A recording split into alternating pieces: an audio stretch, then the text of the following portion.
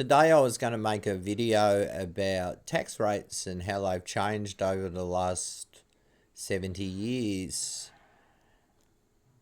I apologise for the news. We've had a lot of rain and my neighbours must be getting work done on their causeway as all our causeways were wrecked.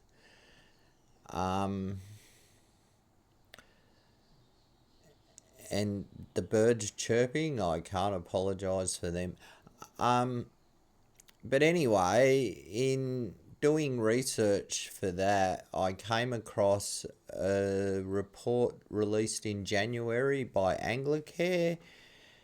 Investing in People, Anglicare, Australia's plan for the 2025-26 federal budget. It's very long. It's 36 pages long, and I recommend that everybody read it. I will definitely leave a link to it in the description. And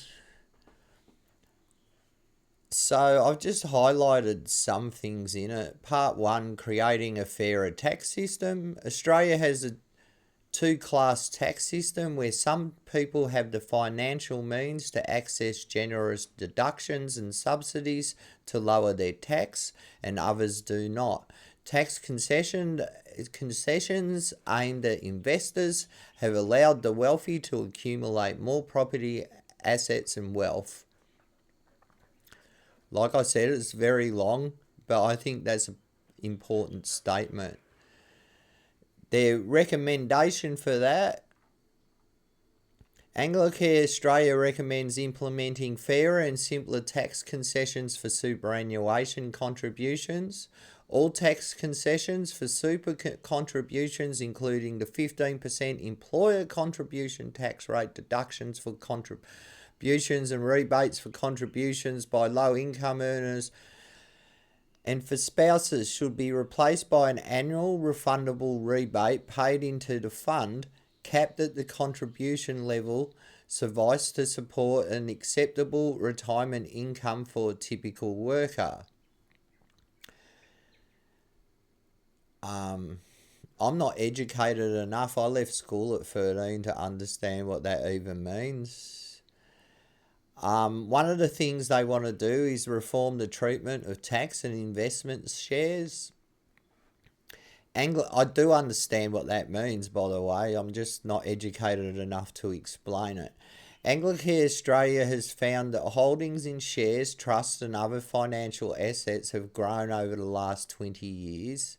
While this can be a symptom of wealth inequity, with people who accumulate wealth choosing to build and reinvest it, it can also be a driver of inequity. Australia's tax setting allows for many of these financial assets to be used strategically to minimise tax obligations, meaning that the public underwrites this wealth accumulation without receiving a share of the benefit. For example, some high-income earners use franking credits from dividend payments to offset their tax liabilities. Wealthy individuals also employ tax-efficient investment structures such as family trusts, which allow for income splitting and concessional tax rates. So in other words, the system's designed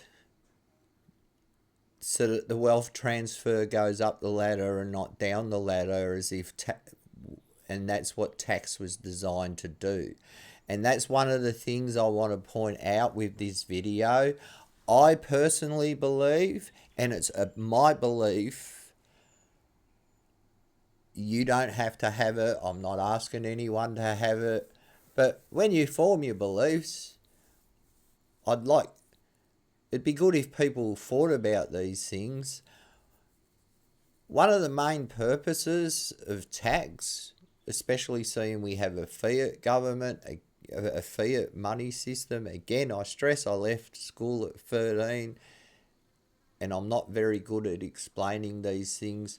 But basically the government can just invent money. So the main reason that we have tax is if the government continues to invent money and invent money and invent money, and that keeps on going up the ladder, what we end up with is a stretch of inequality so bad that society breaks down.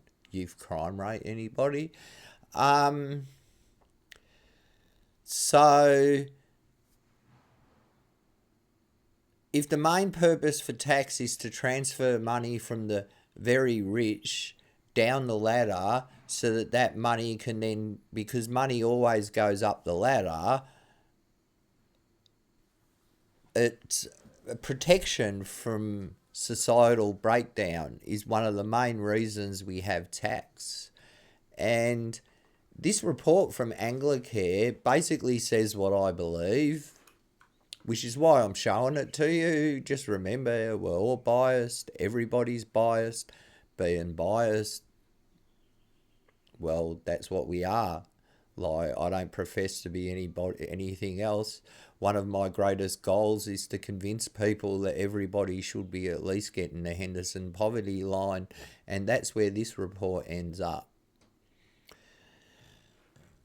Anglicare Australia recommends reforming dividend imputation.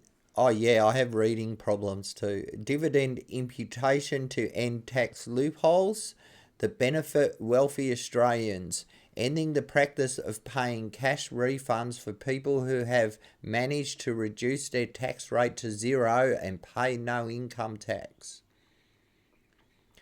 This is, like I said, is a very long and very detailed, and it covers many sections like curb personal tax avoidance, like cost of living relief for those who need it, the National Food Security Strategy.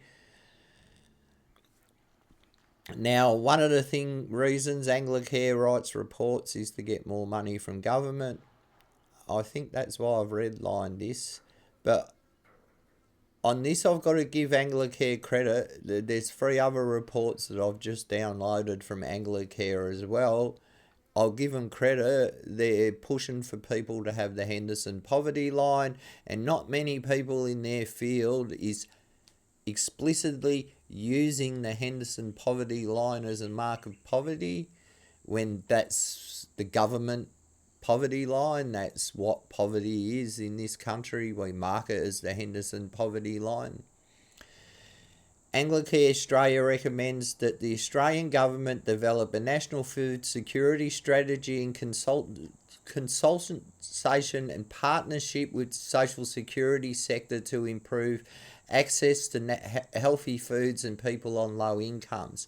Just one thing I'd like to say about this. The Australian government last financial year, gave $101.3 billion to charity to service the poor. Now, that report, which is the National Charity Report, since it's been published, has been taken down off the net, and the part in that report where they have a multiple orgasm over the fact that the government for the first time gave them over $100 billion,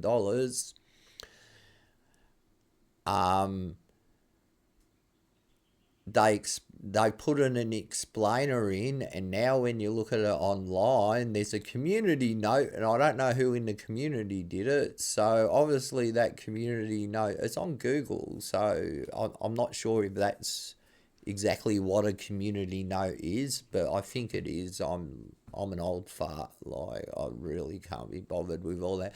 But anyway, there's a community note which they must have had put up that points out that the $101 billion that charity receives from the government also includes grants and payments. And what they mean by that is a giant chunk of that $101 billion is what places like Anglicare are given to administer mutual obligations. Mutual obligations take you off the dole.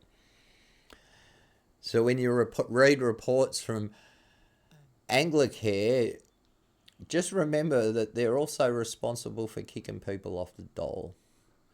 It's like, so that's something that but this is a wonderful report. I'm not knocking this report. I'm knocking them for having the audacity to take $101 billion from the government. It becomes important later down this report. The data shows that there is 95,634 people with an electricity debt. This is very surprising. I didn't know this, so I hope this is new to the 4 people who watch my videos. Thank you for watching my videos. Please like and subscribe.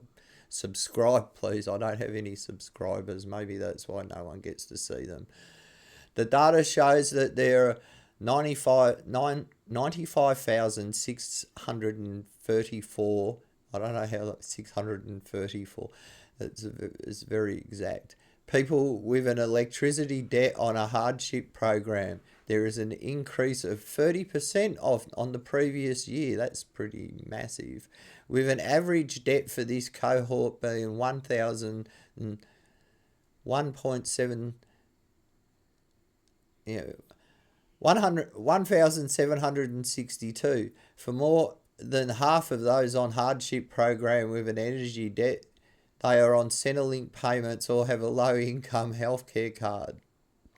The data also shows that 30,000 people on the hardship plan were excluded from their plan because they were unable to keep up payments, which may result in electricity disconnection or referral to a debt collector. Only 35% of people on hardship plan had lower electricity costs in each billing period than the amount they repay as part of their plan. That means that they have an ever-increasing debt, people. A substantial increase on the previous year, meaning that you can never get out of debt. You're stuck in poverty forever. Even though retailers have obligations to offer payment plans and other hardship programs, households struggling to make payments.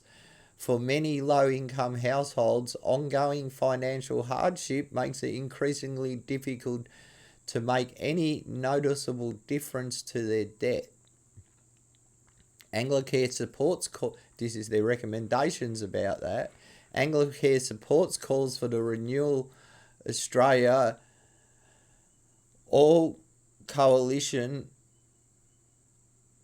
I apologise. I hope you can read this. If not, download it because my reading is shocking. I'll start again. Anglicare Australia supports calls from the Renew Australia All Coalition from profitable retailers to forgive energy debt for households on low incomes, participating in hardship programs to reduce energy debts.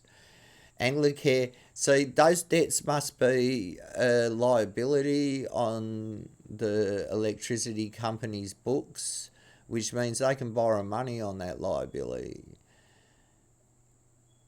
It's all a pretty rowdy system. Don't you remember when the government used to run the system? When we were poor as kids, my mum used to sometimes ring up the MP because she was involved with the Labor Party.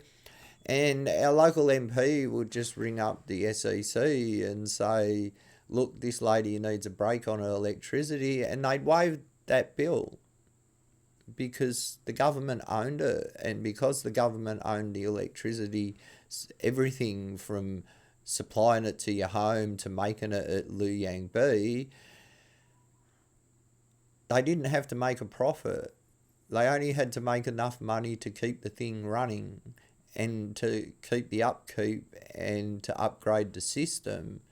So, yeah, we're now in this thing where the electricity system is used to keep poor people in lifelong debt. What happens when you die? Does that debt move on to your children? If you manage to pay off a home, do your children not get that home? Income support that's fit for purpose. Raise the rate of aged working parents. The current job seeker rate does not provide the security and stability people need while searching for work. Anglicare Australia's annual cost of living index has shown that It's almost impossible for a single person to live on a job seeker payment. After covering basic living costs, a single person on job seeker would fall behind by $331 a week. That's $662 a fortnight. Even if they were to live in a share house, they would be short $69 each week.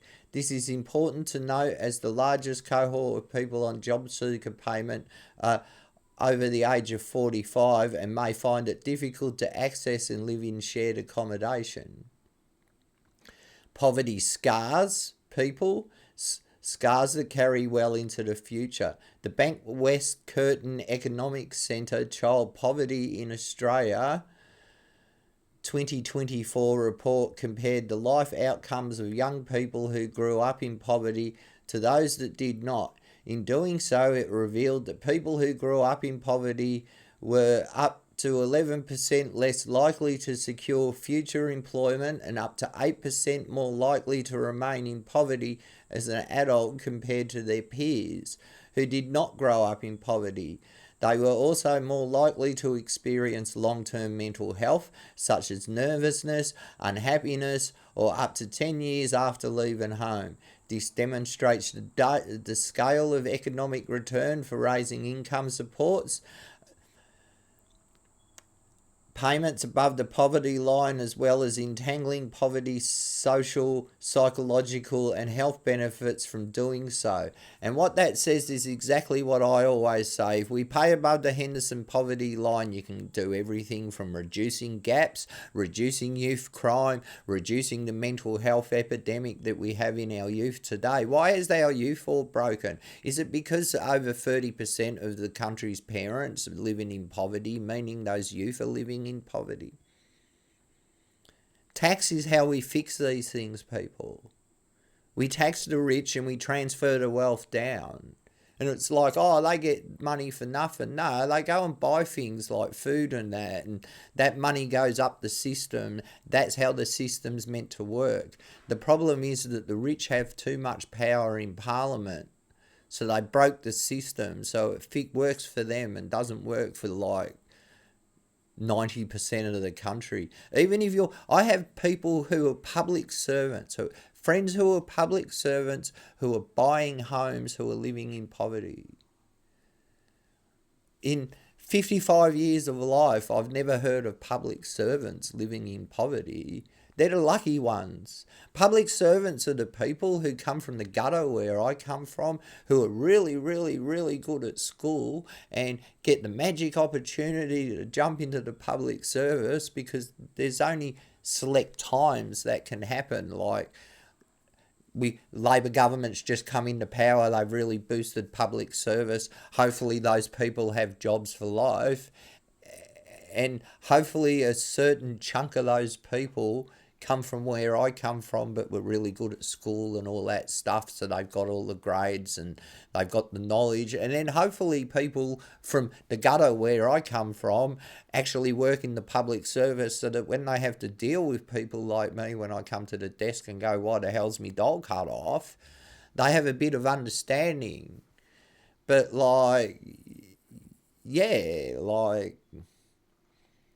the world doesn't work how you'd like it to work sometimes. Anglicare's estimated the cost. Now, this is why I'm very happy to have found this report.